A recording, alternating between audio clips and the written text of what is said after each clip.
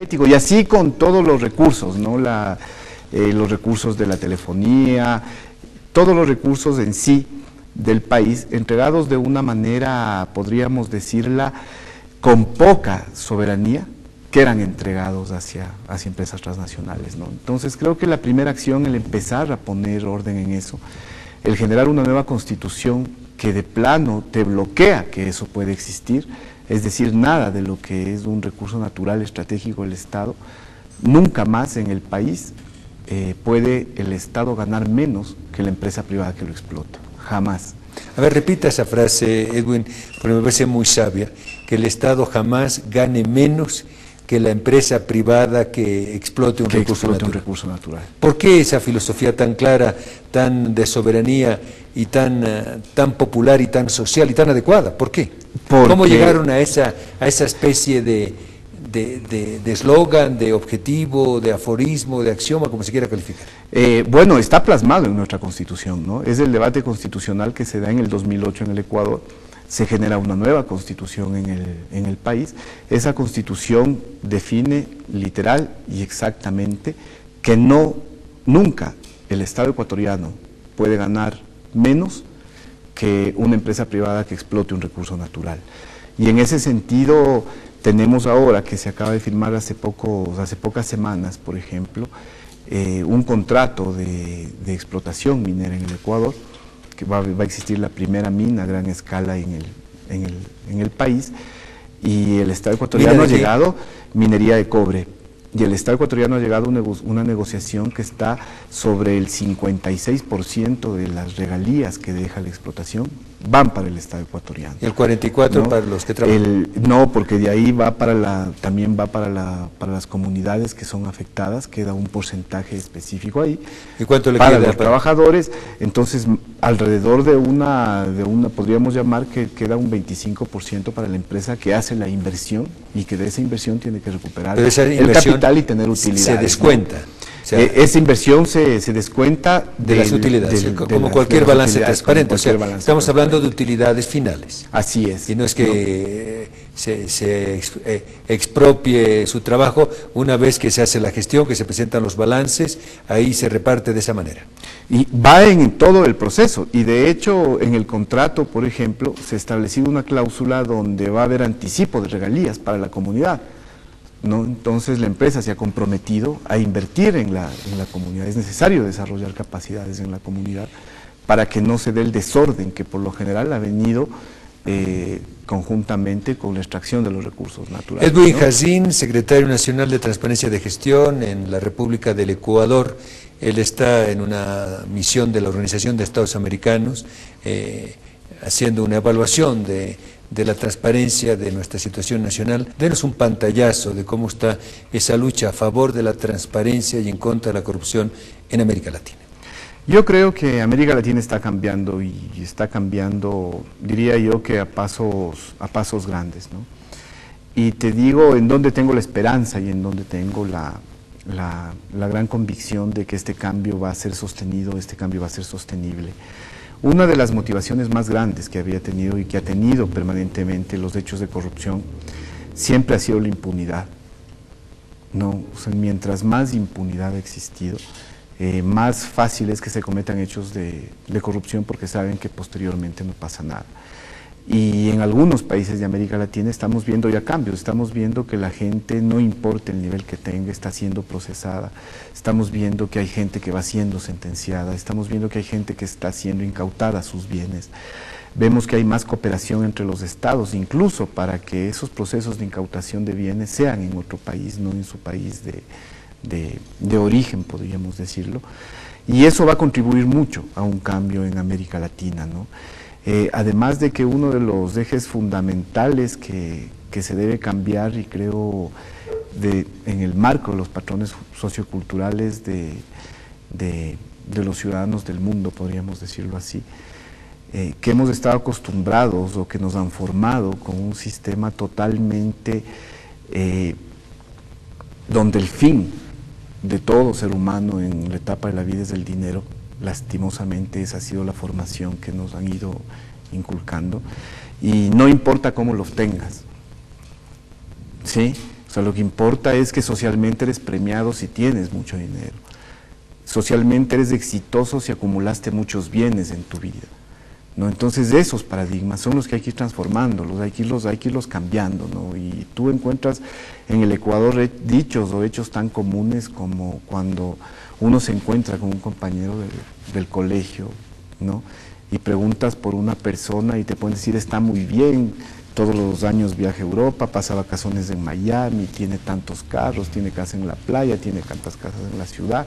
Ese es el hecho de valorar si está bien o si está mal, ¿no? Y preguntas por otra persona y la respuesta, él está súper mal, se ha dedicado solo a escribir libros, no vende ni uno, o se ha dedicado solamente a, no sé, a hacer servicios sociales, está medio loco y no tiene nada, está botado, el pobre vive arrimado por ahí.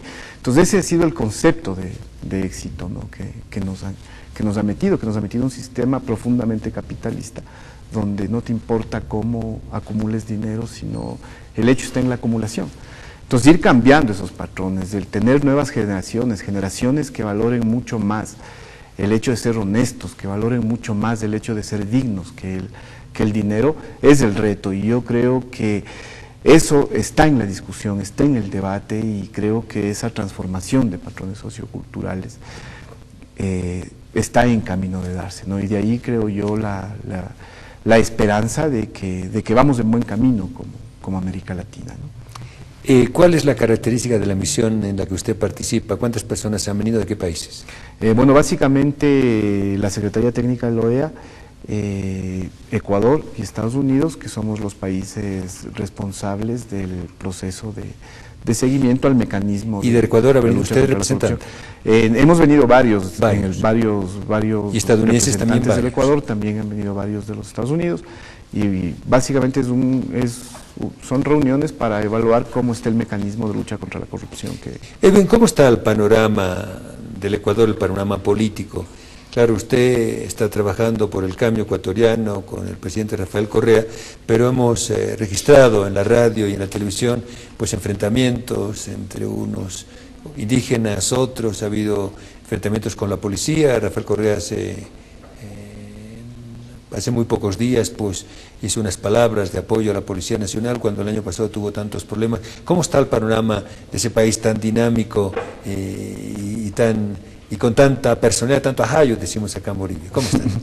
Mira, sabes que todo proceso de cambio, todo proceso de transformación genera resistencias, ¿no? Y genera resistencias de quienes están perdiendo esos privilegios. Hace un rato hablábamos, ¿no?, de quiénes eran los que se beneficiaban de los recursos naturales, quiénes eran los que se beneficiaban de las concesiones telefónicas, quiénes eran los que se beneficiaban en sí de lo público y veían al Estado de manera permanente como un botín público y decidían qué se debía hacer y qué no se debía hacer, qué política pública se debía aplicar y qué política pública no se debía aplicar, sin pensar en un bien del país, en un bien de toda la ciudadanía, de todos los ecuatorianos y ecuatorianas y de todos los que vivimos en el Ecuador, sino sesgando hacia sus intereses particulares, a sus intereses individuales, y es totalmente demostrable en función de la inmensa obra pública que existe en el país.